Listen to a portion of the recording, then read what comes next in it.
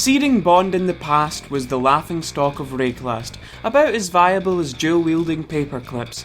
However, with the recent changes, the little totem that couldn't has evolved into the little totem that tears faces off before barbecuing flesh.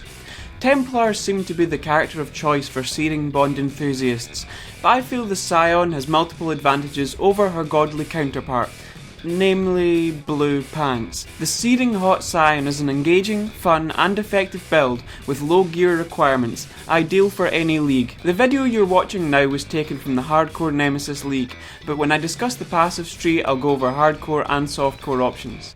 Let's talk gems. Your main skill is unsurprisingly Searing Bond. Mandatory links are increased burning damage and trap.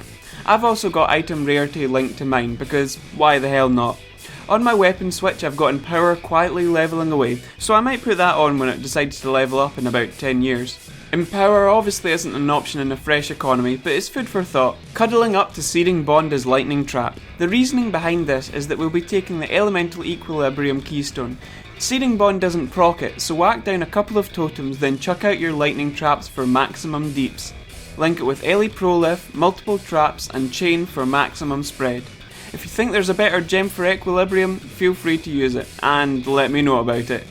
In terms of auras, I run Determination and Clarity linked to reduce mana. I find the Purity gems invaluable while leveling, at least until I had my resistances capped mid-Merciless. For defense I have the standard cast when damage taken link with Enduring Cry and Enfeeble. The Enfeeble link isn't required for softcore, so feel free to mix it up. Gearing this build is easy. There aren't any gear stats that are required. This leaves you free to focus on resists, life and magicfind if you desire.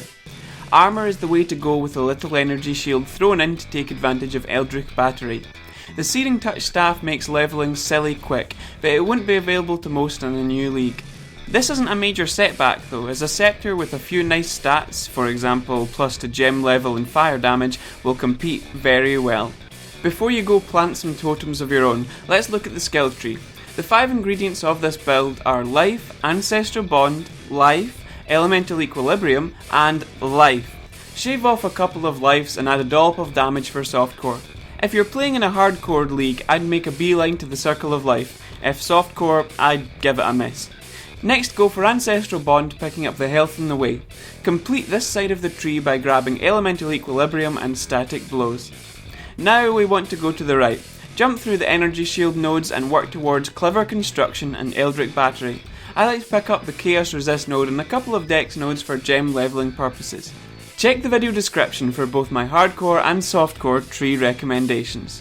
You might be wondering why I'm not using Fire Trap. It does synergize nicely with the trap nodes, but I feel flinging fire traps slows me down. But go ahead and use them if you want. That's enough of me for today.